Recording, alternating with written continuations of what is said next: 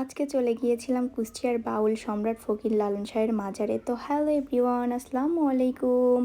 আশা করি সকলে ভালো আছেন। আল্লাহর রহমতে আমিও অনেক ভালো আছি। তো লালন শাহ 1772 খ্রিস্টাব্দে ঝিনাইদহ জেলার হরিশপুর গ্রামে জন্মগ্রহণ করেন বলে ধারণা করা হয়। তবে তিনি 1890 সালের 17 অক্টোবর কুষ্টিয়া কুমারখালী উপজেলা সেউরিয়াতে নিজ আকড়াতেই মারা যান। তার জন্ম ও জাতি নিয়ে বিভিন্ন মতবাদ প্রচলিত আছে। লালন একাধারে একজন মানবতাবাদী, সমাজ সংস্কারক, দার্শনিক ও আধ্যাত্মিক সাধক ছিলেন। তিনি তার গানে জাতিভেদ প্রথা, ধর্মীয় গোঁড়ামি এবং সামাজিক বৈষম্য বিরোধী কথা বলেছেন। তার গানের মূল বিষয় ছিল মানবতা ও মানব।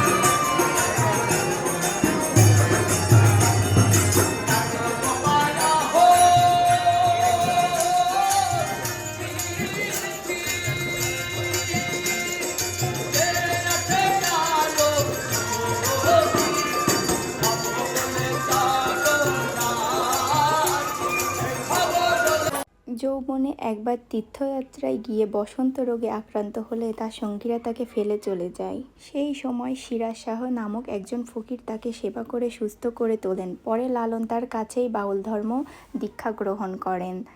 লালন শাহ তার শিষ্যদের সাই বলে সম্বোধন করেন এবং কুষ্টিয়া সেউরিয়াতে একটি আখড়া তৈরি করেন। সেখানে তিনি তাদের নৃত্য ও আধ্যাত্মিক শিক্ষা দিতেন।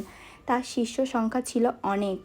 লালনের মাজারটি কুষ্টিয়া জেলার কুমারখালী উপজেলা সেউরিয়া গ্রামে অবস্থিত। এটি কুষ্টিয়া শহর থেকে প্রায় 4 কিলোমিটার দূরে। লালনের মাজার বা আখড়াটি বাউলদের কাছে একটি তীর্থস্থানের মতো। এখানে তার সমাধি ঘিরে রয়েছে তার শিষ্যদের কবর। প্রতি বছর দোল পূর্ণিমা এবং তার মৃত্যুবার্ষিকী 1লা কার্তিক এখানে বিশাল লালন মেলা এবং সাধু সমাবেশ অনুষ্ঠিত হয়। এই লালন মেলা এবং সাধু সমাবেশ অনুষ্ঠিত হয়ে সময় দেশ বিদেশ থেকে মানুষ আসে। হাজার হাজার ভক্ত পর্যটকের সমাগম ঘটে। রাতভর চলে বাউল গান ও আলোচনা। লালন প্রায় 2000টিরও বেশি গান রচনা করেছেন বলে মনে করা হয়, তবে তার কোনো লিখিত পাণ্ডুলিপি পাওয়া যায়নি। তার ঐতিহ্যবাহী গানগুলো দর্শন করতে বহু দূর থেকে মানুষ আসছে।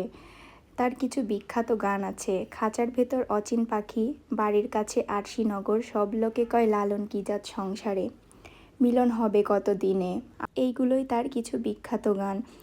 বিশ্বকবি রবীন্দ্রনাথ ঠাকুর সেউরিয়ায় লালনের আখড়ায় গিয়েছিলেন এবং তার দর্শনে অনুপ্রাণিত হয়ে প্রায় 298টি গান সংগ্রহ করেন। তিনি তার বিভিন্ন বক্তৃতা ও প্রবন্ধে লালনের গানের উল্লেখ করে তাকে বিশ্ব দরবারে তুলে ধরেছেন। লালন শাহকে মহাত্মা উপাধি দেওয়া হয়েছিল।